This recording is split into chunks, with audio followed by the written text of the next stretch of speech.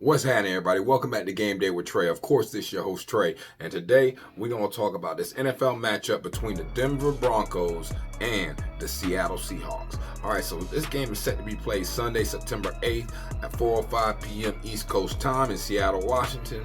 The odds are set at Seattle by 6. Total is set at 41.5. All right, so let's go ahead and let's take a little dive into this matchup real quick, guys. All right, is this a new era of football for the Denver Broncos? Is Bo Nix really the elixir that Sean Payton has been looking for? Because at the end of the day, what Sean Payton did last year with Russell Wilson in the last 2 years with Russell Wilson has not been satisfactory for what the Denver Broncos are trying to get done, and the Waltons are trying to get done out there, man. The Broncos seem to be ushering in a new era with Bo Nix being named the starting quarterback. But last season with the Oregon Ducks, he threw for 4,145 yards, 40 touchdowns, and 3 interceptions. He also rushed 53 times for 223 yards and 6 touchdowns. Nix looked impressive during the preseason, and there's quite a buzz around what he's going to be able to accomplish this season and during his career. Nix has some solid weapons outside, all right? He's still got Cortland Sutton, even though they did get rid of Jared Jeudy, and they do have Marvin Mims Jr. They also have Javonte Williams at running back, and he's set to come back for his 3rd year, and most are excited about what he's going to do this year because he is set to have a breakout year if he can manage to not get injured, all right? And on defense is where the team has a lot of questions. Now, the defense was filled with inconsistency last year, and the hope is that the season that they're about to go into will have a little bit more. You know, on paper, the front 7 looks like a weakness, and there has to be a major concern about them struggling again. The secondary led by Patrick Surtain II, as we all know, and we all know he's the strength of the defense. But the Broncos will face the Steelers following this one, and yeah, that plays into it, but it kind of doesn't, man, because at the end of the day, they got to go face another AFC team versus right now it's AFC versus NFC, man. And to be honest with you, I think they need to just concentrate on this game. I could care less about who they're playing next. All right, yeah, they're playing the Steelers next, but what does that mean for this game? Yeah, it means that Russell Wilson's coming up next if he's back from the calf injury. But look, man, that's way off topic, man. Look, can the Seattle Seahawks do it or not? All right, now on paper, the Seahawks seem pretty middle of the road, and this game is gonna be a key indicator on where they're really at. All right, even though it's early in the season. Now, quarterback Geno Smith wasn't as strong last year, but hopes that he can take a step forward. Smith didn't have a lot of protection in 2023, and that didn't help matters much, you guys. All right, that man was running for his life. And the Seahawks tried to improve the offensive line in the draft, including selecting UConn guard Christian Haynes in the 3rd round. Smith still has all kinds of weapons out there at wide receiver. He's got DK Metcalf. He's got Tyler Lockett. He's got Jackson Smith and Jigba. He's got Noah Fant. Like, there's no shortage of weapons that they have out there, man. And I don't want to hear any excuses when it comes to it. Now, on defense, the Seahawks, and he still got Walker. You know what I mean? He's still got a running back, Walker, the 3rd. Like, you can't forget about him neither, man. That boy be toting that rock. All right, now on defense, the Seahawks were good last year, and on paper, they should be even better this year. Now, Leonard Williams agreed to an extension this offseason and also brought in Jonathan Hankins during free agency. And in this game, they are facing a young quarterback, and they need to put pressure on him. Now, if they can get in his head early, they can create some turnovers. The Seahawks will take advantage of every single thing they can while they got that 12th man behind them. You got to remember, the 12th man is very important when you're playing the Seattle Seahawks. They really actually do come into play. That stadium is super loud. It be turned. You already know what it is, man. So let's look a little bit at last season. So last season, Denver Broncos averaged 21 points per game. That was 20th in the NFL. Whereas Seattle, they gave up 23.6 points per game. That was the 24th worst defense in the NFL. Now, let's flip that in the inverse and we go ahead and look at Seattle. Seattle only scored 21.4 points per game, which puts them at 17th, a little bit better than Denver. But Denver's defense is ranked 27th in the NFL, giving up 24.3 points per game last year, man. So, how did that happen when Denver had the number 2 overall third down defense in the NFL? So, I don't understand how certain things correlate when you're looking at the numbers and you're looking at how you could be the 27th ranked defense and then be second against third downs, unless you was giving it up on second down and first down, so you didn't even get to third down. Now it makes sense. All right.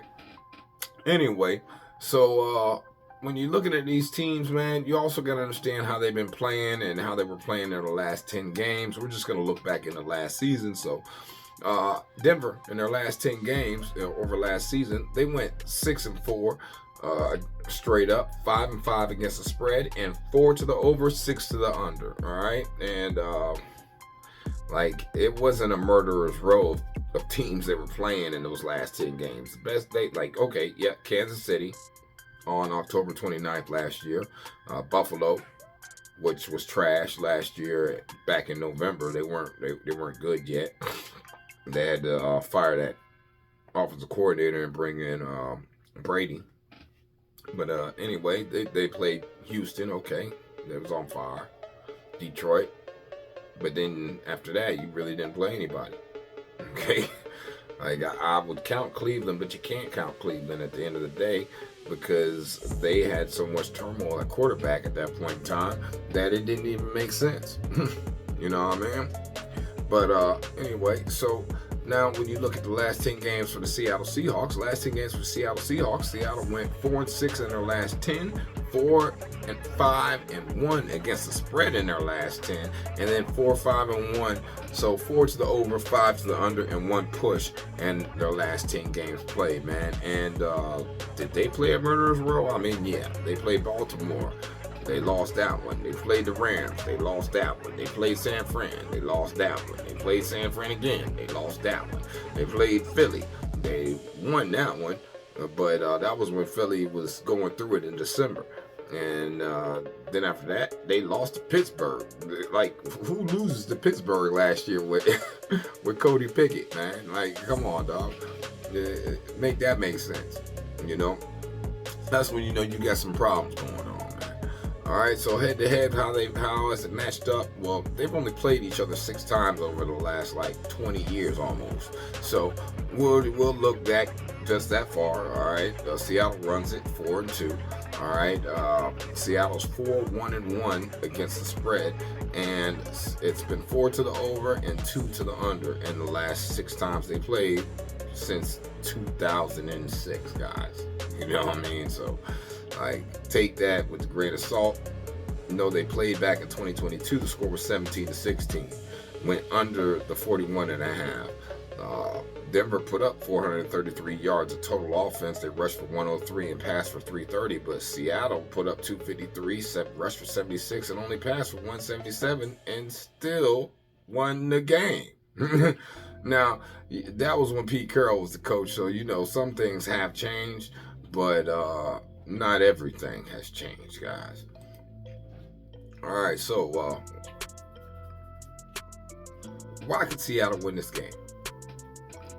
All right, so the Seahawks have won 9 of their last 10 September home games against AFC opponents. The Broncos have lost 9 of their last 10 games played on the West Coast. All right, the Broncos have failed to cover the spread in 7 of their last 8 Sunday games played on the West Coast. Seattle Well, they've covered the spread. All right, in each of the last 4 games against the Broncos. The Seahawks have won the first half in 8 of their last 9 Week 1 home games. And then the Seattle Seahawks have won the first quarter in each of their last 5 home games against AFC West opponents. Last but not least, the Seahawks have scored the first touchdown in each of their last 6 home games against AFC West opponents. All right, so if this was even a few weeks into the season and the line was like, what it is right now, 6, I'd probably take the points with the Broncos. Just because I feel like Bo Nix is going to actually be the elixir that Sean Payton is looking for. Problem is that we're in Week 1. And I think Bo Nix can come out and do what he needs to do. But is that defense going to back him up? And then you going against a powerhouse with Seattle. Not to say that Seattle is the toast of the league or anything like that, right? But at the end of the day, Seattle does have DK Metcalf. It does have Tyler Lockett. It does have, what's the other youngster they got over there, man? Over in Seattle, Jackson Smith and Jigba. You know what I mean? Like they got weapons. They got Noah Fant. They got the Geno in a resurgence. Second half of his career, trying to be Rich Gannon. So it's a lot of variables that you got to kind of take into account. Do I think that the Broncos defense can hold Seattle's plethora of wide receivers? Man, they really shouldn't be able to. But at the end of the day, they might. Now, especially when you're talking about 6 points. 6 points is a lot of points. 6, 7 points is a lot of points. I don't care if Bo Nix is a rookie and he's out there playing. Like, I honestly believe that this youngster could be viable quarterback in year 1. I don't care who he's playing against. And Seattle definitely ain't nothing to be really scared of like that when you looking at things like that, though. So, where we at? I'm going to go ahead and give it to you, my lean. Oh, I like the under. Okay, I'm probably going to take the under in this game, under the 41.5.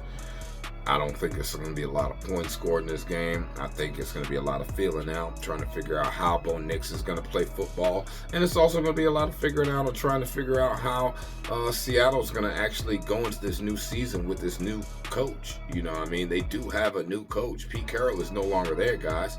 So it's going to be a little bit different for them. So I think the Seahawks will win this game. They might win it by more than 6, but I'm not sure about that, man. So my lean would be Seattle minus the 6. It'd be Seattle minus the 6. I know I said whatever a second ago. No, it would be Seattle minus the 6 right now, and it's definitely the under that I'm playing. I'm playing under 41.5. That's my lock. This game is not a lot of intrigue into it, man. Not a lot of something I want to actually put my money into. But, for the sake of what I'm trying to do here, I will do. All right? Now, y'all have a blessed day. Stay safe, man. Please like, subscribe, comment, and let me know what's going on, man. Let me know how you feel about these picks. All right? Y'all have a blessed day. Stay safe. Peace.